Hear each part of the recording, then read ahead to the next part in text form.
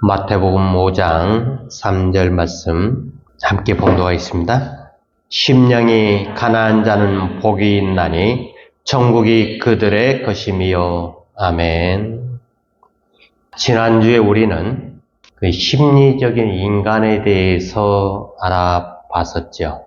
인간의 영혼은 의식의 지배를 받는다라고 했는데, 우리의 의식은 이성과 감정과 의지, 오감, 그리고 의식의 실제적인 주인인 에고라고 하는 나, 이것들로 구성이 되어 있다고 했지요. 우리의 이성이 생각하는 능력이 되면서 이 에고인 나와 결합을 하게 되면 생각하는 나가 된다라고 이야기를 했습니다. 이 생각하는 나를 가리켜서 코기토라고 이야기를 하는데, 이 코기토라고 하는 것, 이거는 상대를 향해서 자기 자신을 부단히 세우는 작용을 하는 능력을 말을 하죠. 그래서 이 코기토는 항상 상대 앞에서 나 자신을 세우려고 하는, 그렇게 함으로 인해서 상대의 주인이 되고 싶어 하는, 이게 우리의 이성이 하는 일이라고 이야기를 했습니다. 또한 우리의 의식의 밑바닥에는 개인 무의식이라고 하는 리비도가 있는데, 이 리비도가 우리의 의식을 향해서 끊임없이 영양분을 공급을 해준다고 했지요. 리비도의 영양분을 공급을 받는 우리의 의식은 어떻게 보면은 우리의 의식이 개별적으로 자기의 능동적으로 행하는 것 같지만은 결국은 리비도의 그 요구하는 바를 따라서 행할 수밖에 없는 게 우리 인간의 삶의 모습이라고 했지요. 이 리비도라고 하는 거는 충동이라고 이야기를 하는데 정해진 게 없어요. 그래서 상황이 되면은, 환경만 조성이 되면은 우리 속에 있는 여러 가지 그 충동들이 나타나게 되지요. 그래서 그게 우리의 의식을 통해서, 말을 통해서 나타나기도 하고 행동을 통해서도 나타나게 되고 여러 가지 방법으로 나타나게 되는데, 우리의 의식과 리비도를 합쳐서 혼이라고 이야기를 했습니다.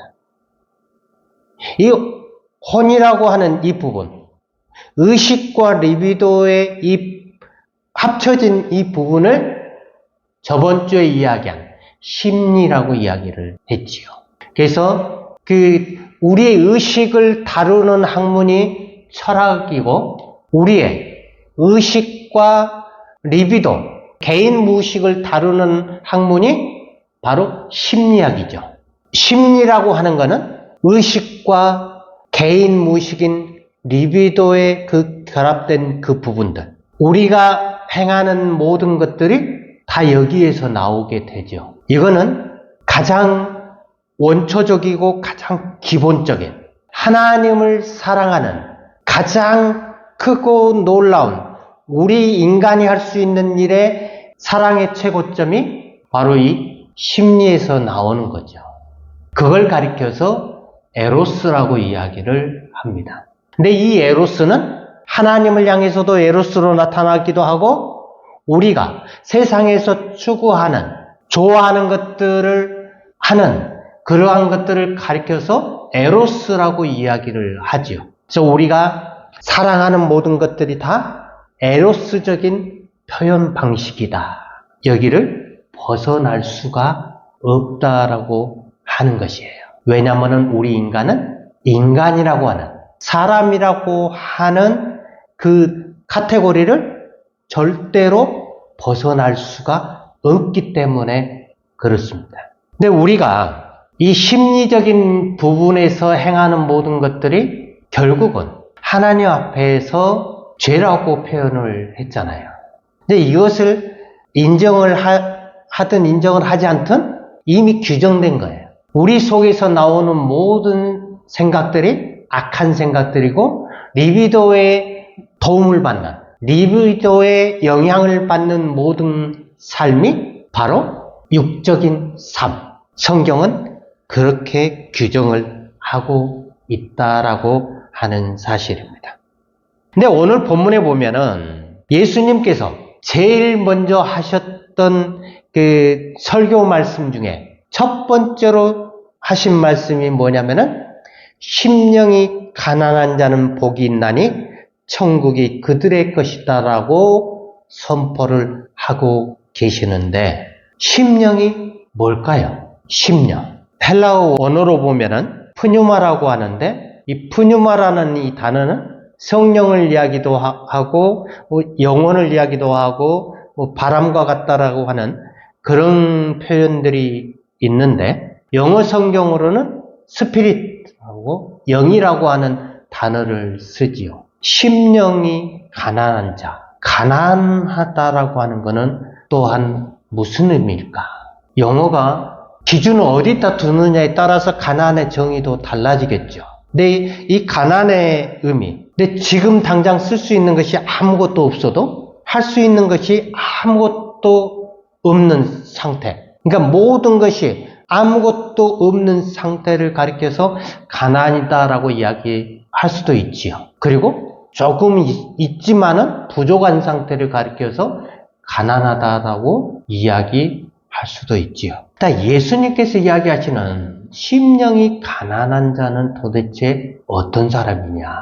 어떤 분들은 마음이 가난한 사람을 이야기를 하기도 하죠. 겸손한 사람을 표현을 하기도 해요. 그리고 자기 자신이 스스로 의롭지 않다라고 여기는 사람을 이야기하기도 하지요. 또 전적으로 하나님만을 의지하는 사람을 가리킨다라고도 이야기를 하지요. 도대체 심령이 가난한 자는 어떤 사람이냐?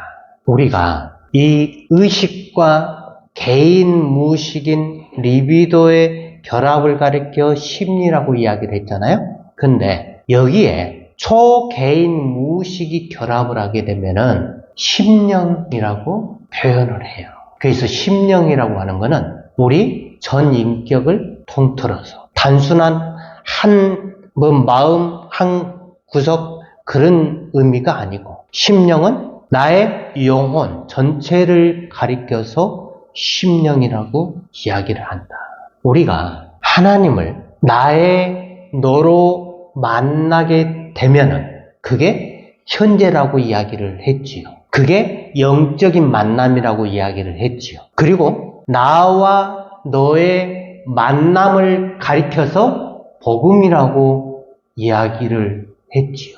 또한 나와 하나님과의 만남이 이루어지는 곳에 하나님의 나라가 임한다라고 이야기를 했었지요. 우리가 나와 하나님과의 영적인 만남, 인격적인 만남, 나와 너의 만남, 1인칭과 1인칭의 만남, 거기에 생명이 있고 거기에서 역사가 일어난다라고 이야기했습니다. 나와 너와의 만남은, 하나님과의 만남은 설명이 안 돼요. 설명을 한다라고 하면은 3인칭으로 밖에 설명을 못 한다고 이야기를 했잖아요. 3인칭이라고 하는 거는 과거라고 이야기를 했지요. 3인칭이라고 하는 거는 생명이 없는, 생명이 죽은 상태를 가리켜서 3인칭이라고 이야기를 했지요. 그래서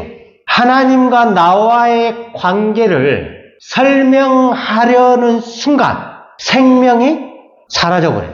하나님의 역사가 사라져버려요. 현재가 사라져버려요. 또한 하나님의 나라가 사라져버려요. 근데 우리 많은 사람들은 그걸 알고 싶어하는 거예요. 도대체 당신이 만난 하나님이 누구냐? 그 하나님이 당신에게 어떻게 행하셨느냐? 그걸 듣고 싶어하는 거예요. 그걸 알고 싶어하는 거예요. 알 수가 없음에도 불구하고 사람들은 그걸 내 의식으로, 내 머리로, 내 이성이 판단을 해야 되기 때문에 그래야만 내가 그것을 받아들일 수 있기 때문에 우리는 자꾸만 손에 잡히지도 않는 걸 잡으려고 몸부림을 친다라고 하는 거예요. 이미 그것을 설명하는 순간 그곳에는 하나님도 사라져버리는 것이고 그곳에는 생명도 사라져버리고 모든 인격적인 관계도 사라져버리는데 이미 지나간 과거를 듣고 은혜를 받으려고 하면 그 받은 은혜가 진짜냐 하는 거예요. 이미 그 은혜는 죽은 은혜다. 설명할 수가 없어요. 그래서 우리는 이 사실을 알아야만 돼요. 우리가 만난 하나님은 나와 하나님과의 관계 속에서 1대1의 관계 속에서 일어난 사건이기 때문에 설명이 안 돼요. 비밀이란 말이에요. 근데 그걸 자꾸 알려고 하면은 그거는 믿음이 아니다라고 밖에 정의를 내릴 수밖에 없어요. 그러므로 이 하나님의 나라, 예수님께서 왜 하나님의 나라를 먼저 백성들에게 소개를 했느냐. 어떤 분들은 이 심령이 가난한 자, 이 단계를 통과해야 이 열쇠를 열고 들어가야만이 그 뒤에 나오는 팔복에 대해서 단계적으로 차근차근 알 수 있다라고 설명을 해요. 그만큼 심령이 가난한 자가 천국을 소유하는데 하나님과 우리와의 관계를 예수님께서 다른 말로 안 하시고 인격적인 만남, 영적인 만남을 예수님께서는 요구하고 계신다라고 하는 사실. 내가 하나님과 인격적인 만남을 가지게 되면 내가 원하는 그러한 것들을 하나님 앞에 이야기하기 전에 이미 하나님은 나의 상황과 환경과 모든 것들을 알고 계시기 때문에 하나님이 미리 준비하고 계신다라고 하는 사실을 우리는 기억을 해야 합니다. 그래서 우리가 하나님 앞에 설 때는 하나님이 나에게 어떻게 행하시는지 그 처분을 바라보는 게 우리가 해야 할 일이다. 내가 하나님 앞에 이야기할 수 있는 것, 나의 생명이 오직 당신뿐입니다. 나의 소망은 오직 당신뿐입니다. 나의 앞길에 인도하시는 분도 오직 당신뿐입니다. 하고 맡겨드리는 것밖에 없다라고 하는 사실입니다. 우리는 여러 가지 이 땅을 살아가면서 여러 가지 것들에 너무나 많은 정보들을 가지고 있기 때문에 그러한 정보들로 인해서 하나님과 우리와의 관계가 올바르게 맺어져 있기보다는 상당히 빗나가 있는 그러한 일들이 많이 있지요. 때때로 우리의 어떠한 노력을 가지고 정말 하나님 앞에 우리가 나아가려고 하는 것들이 많이 있는데 그런 것들이 필요 없다라고 하는 말은 아닙니다. 우리가 하나님 앞에 기도하고 우리가 하나님 앞에 찬양하고 예배하는 것들이 필요 없다는 말이 아니고 그렇게 우리가 하나님 앞에 나아갈 때에 우리의 자세가 우리의 상태가 우리는 하나님 앞에 나아갈 수 있는 자격이 없음에도 불구하고 하나님이 우리를 불러주셨다라고 하는 내가 죄인임에도 불구하고 이러한 죄인을 하나님이 나를 선택하셨고 하나님의 자녀로 부르셨다라고 하는 그 사실을 기억하고 하나님 앞에 언제나 겸손하게 나아가야 된다. 그리고 사람들 앞에도 늘 겸손하게 우리는 나아가야 된다. 근데 때때로 우리는 우리가 하나님 앞에 수고한 그 노력을 가지고 내가 이 정도 했는데 왜 하나님 나에게 이것 안 해줍니까? 라고 나아간다면 그 나아가는 자체가 하나님 앞에 죄다. 죄라고 하는 건 내가 하나님 앞에 죄인이다라고 하는 사실을 잊어버리는 순간 모든 행위들이 다 죄로 나아가게 되는 것이다. 그래서 하나님은 우리를 향해서 비록 우리가 죄악된 모습으로 온갖 죄악투성이의 그러한 삶을 살았던 우리들이라 할지라도 그런 우리가 하나님 앞에 나오면 하나님은 우리를 죄인의 모습으로 보지 않으시고 그 죄악 가운데 숨겨져 있는 하나님의 사람, 그 사람을 하나님이 찾으신다라고 하는 사실을 우리는 기억을 해야 합니다. 그래서 우리가 순간순간 우리가 알고 짙은 모르고 짙은 죄를 짓잖아요. 그 죄가 큰 죄든 적은 죄든 간에 죄는 죄잖아요. 그래서 아무리 큰 죄를 지었다 할지라도 하나님 앞에 나아가야만 돼요. 그래야만이 하나님 우리의 그 죄를 보시는 게 아니고 하나님의 형상, 하나님께서 우리에게 넣어주셨던 그 하나님의 형상을 보시고 우리를 의롭다라고 칭해 주신다. 하나님이 우리의 기도를 들어주시는 것은 우리가 의로워서 우리가 하나님 앞에 기도하고 우리가 열심히 찬양하고 신앙생활을 잘해서 하나님이 우리의 기도를 들어주시는 게 아니다. 만약에 그런 기도를 하나님이 들어주신다 하면은 우리는 기복신앙이라고 표현을 하지요. 우리가 기도를 못했다 할지라도 하나님 앞에 나가면 하나님은 우리가 기도 못한 그 상황과 환경을 너무나도 잘 알고 계시기 때문에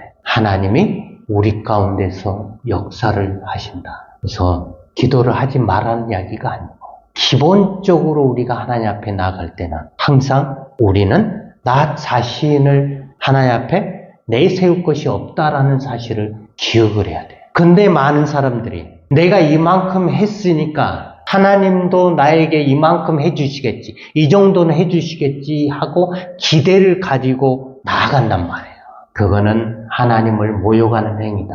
설령 우리가 수고하고 애를 썼다 할지라도 거기에 대한 보상이 하나님 앞에서 아무것도 없다 할지라도 당연히 내가 하나님 앞에 드려야 되는 걸로 나아간다면 그게 우리 그리스도인의 삶의 모습이지 않나 생각합니다. 그래서 심령이 가난한 자는 하나님을 항상 나의 너로, 나의 당신으로 고백하며 나아가는 사람들입니다.